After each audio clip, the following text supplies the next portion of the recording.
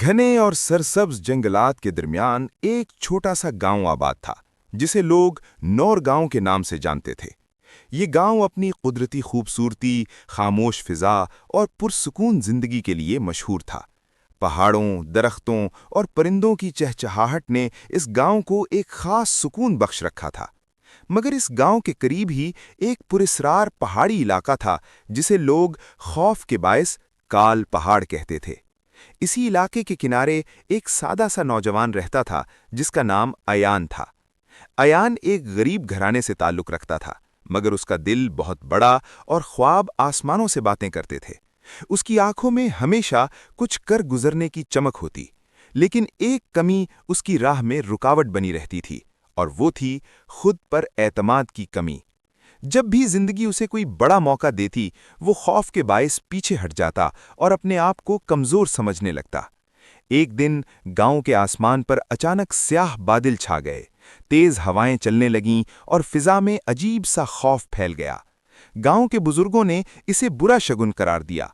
इसी दौरान गांव के मंदिर के पुजारी ने सबको जमा करके बताया कि काल पहाड़ पर मौजूद एक कदीम मुक़द्दस निशान की इबादत न की गई तो पूरा गांव कुदरती आफात की लपेट में आ सकता है।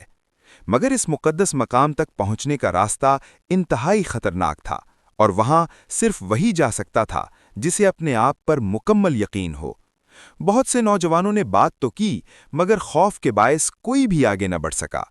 अयान खामोशी से ये सब देखता रहा। उसके दिल में एक अजीब सी बेचैनी पैदा हुई। अगली सुबह उसने एक मजबूत फैसला किया। उसने अपने वालिदैन से दुआ ली और तन्हा ही इस खतरनाक सफर पर निकल पड़ा। उसके पास न कोई हथियार था और न ही कोई साथी, बस एक छोटी सी पोटली थी जिसमें थोड़ा सा खाना और पानी मौजूद था। जैसे जैसे अयान पहाड़ की तरफ बढ़ता गया, रास्ता मुश्किल होता चला गया।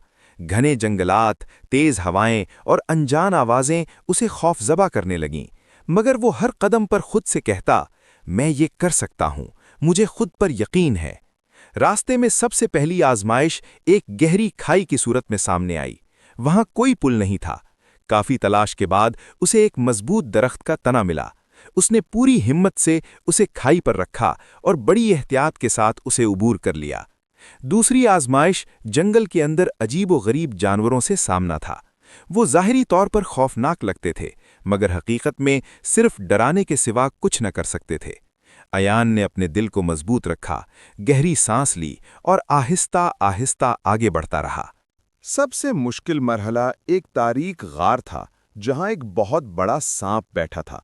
वही गार मुक़द्दस मुकाम तक पहुंचने का आखिरी रास्ता था। अयान एक लम्हे के लिए कांप गया, मगर फिर उसने दिल में सोचा कि खौफ के बगैर बहादुरी की कोई अहमियत नहीं। उसने खुद को संभाला और सांप के सामने जा खड़ा हुआ। सांप ने गहरी आवाज में कहा, अगर तुम मेरे सवालों के जवाब दे दो तो मैं तुम्हें आगे जाने दूंगा। सांप ने पहला सवाल किया, सबसे बड़ा खौफ क्या है? अयान ने जवाब दिया, सबसे बड़ा खौफ हमारे अपने दिल में होता है, जो हमें कमजोर बना देता है। दूसरा सवाल था, ताकत कहां से आती है? अयान ने कहा, ताकत हमारे एतमाद और मुसलसल मेहनत से जंग लेती है।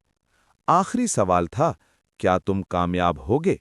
अयान ने पूरे यकीन से कहा, हाँ, क्योंकि मैंने अपनी असल ताकत को पहचान लिया है। सांप मुस्कुराया और रास्ता छोड़ दिया।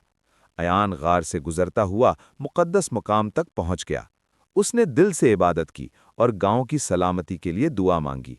जैसे ही इबादत मुकम्मल हुई, हर तरफ रोशनी फैल गई और फिजा पुरसुकून हो गई। जब अयान वापस गांव लौटा तो पूरा गांव उसके इस्तकबाल के लिए जमा था।